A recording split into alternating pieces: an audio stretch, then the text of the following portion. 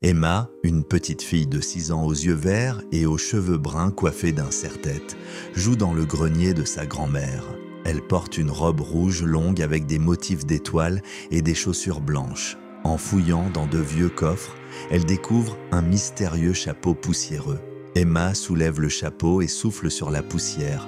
Elle remarque qu'il scintille légèrement sous la lumière du grenier. Curieuse, elle décide de l'essayer.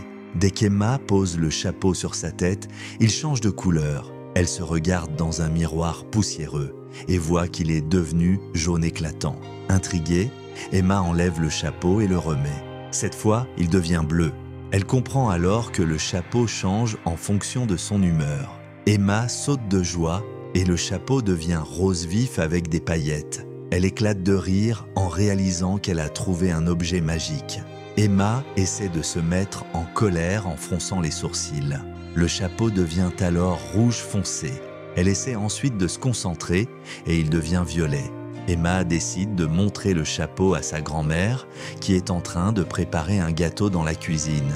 En arrivant dans la cuisine, Emma s'exclame « Regarde mamie, mon chapeau est magique !» Mais sa grand-mère, concentrée sur sa recette, ne la regarde pas immédiatement.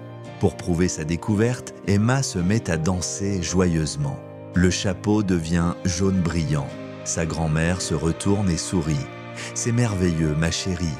Alors qu'Emma continue à jouer avec les couleurs, le chapeau commence à changer tout seul, comme s'il avait sa propre volonté. Une petite carte tombe soudainement du chapeau. Elle est signée « Le magicien des émotions ». Il l'invite à découvrir le secret du chapeau. Tout à coup, un passage brillant se forme dans le mur du grenier. Emma hésite, puis poussée par la curiosité, elle entre.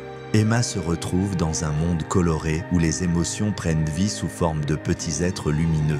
Un vieux magicien à la barbe argentée l'accueille. Il lui explique que le chapeau est un outil puissant qui aide à comprendre et à contrôler ses émotions. Pour prouver qu'elle est digne du chapeau, Emma doit traverser un jardin magique où chaque fleur représente une émotion. Emma doit traverser un pont suspendu au-dessus d'une rivière violette. Elle a peur, mais en prenant une grande inspiration, elle se calme. Son chapeau devient vert. Elle entre dans un champ de fleurs bleues qui diffusent une mélodie douce et mélancolique. Elle sent les larmes lui monter aux yeux, mais elle se souvient d'un souvenir heureux et retrouve le sourire. Un petit orage éclate au-dessus d'elle. Elle ressent une pointe d'agacement, mais respire profondément et le chapeau devient orange doux. Un vent léger chatouille Emma et elle éclate de rire. Le chapeau devient multicolore et le magicien applaudit.